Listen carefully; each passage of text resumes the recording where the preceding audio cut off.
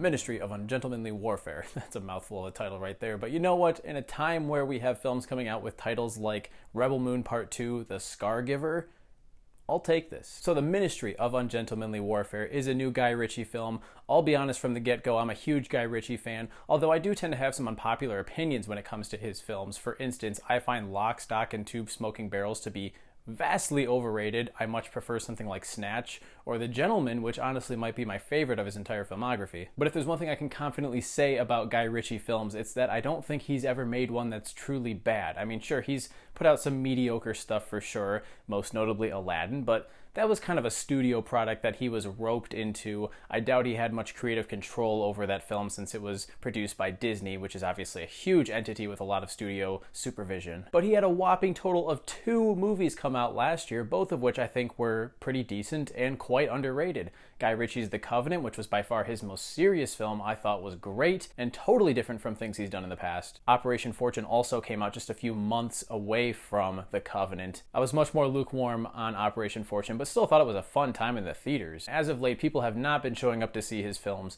so I was excited to go into Ungentlemanly Warfare and come out a fan as I have been in the past. Unfortunately, this might be one of Guy Ritchie's weakest films. The narrative here is loosely based on a real-life story during World War II. It follows a group of special ops soldiers that were a part of Operation Postmaster, a covert British team that was assigned to go and sink a bunch of German ships to disrupt their U-boat resupply operation. I'm by no means a historian of any kind, so I'm not going to go into any more detail than that. I don't think Guy Ritchie is much of a historian either, and I doubt that this film follows the real-life events very well. Accurate? Maybe accurate is the better term, because I don't think this film needs to be accurate in order to be fun. It's clearly, from the trailer, the vibe that it gives you is it's trying to be more fun, just a hyper-violent movie about a group of dudes killing Nazis. You could absolutely compare this to Unglourious Basterds, The Suicide Squad, The Dirty Dozen. Unfortunately, no matter which comparison you make of those three, this is the inferior film. I think my biggest problem with it is that that's really all it is guys going around killing Nazis. There are 0 stakes whatsoever. Not one time during this movie did I feel danger for any of these characters, even without knowing what happens to them in real life. Okay, maybe once or twice, but you get the point. The fact is, if there's no stakes, there's no tension. If there's no tension,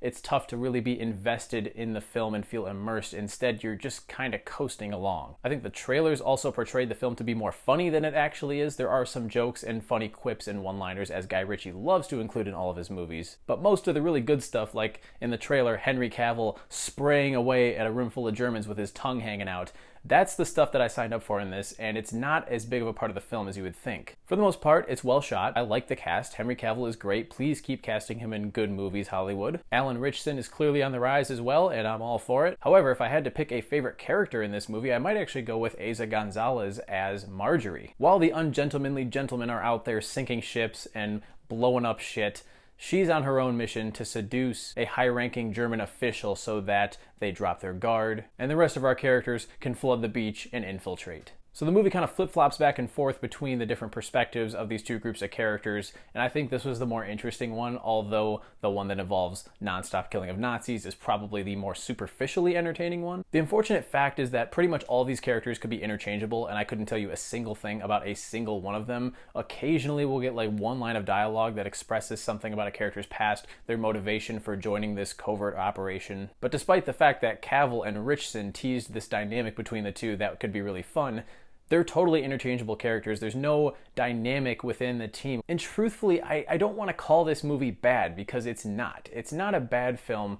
It's just kinda dull. There is certainly some fun to be had in this, but it does get a bit repetitive when it repeats the same beats and the same types of sequences over and over again without really getting into the characters, without being as fun or as funny as Guy Ritchie films have been in the past. As I'm standing here talking, I actually forgot to mention that the high-ranking German official that Eiza Gonzalez is trying to seduce is actually played by the same actor who played Hugo Stiglitz in Inglourious Basterds, so it's connected to that film after all. But for the most part, this just felt kind of lazy, not really up to par with what Guy Ritchie is capable of, and I don't want him to get into the tendency of trying to release as many films back to back as he can without really taking his time to craft something that's actually worth crafting. So I'm going to give The Ministry of Ungentlemanly Warfare 2.5 stars.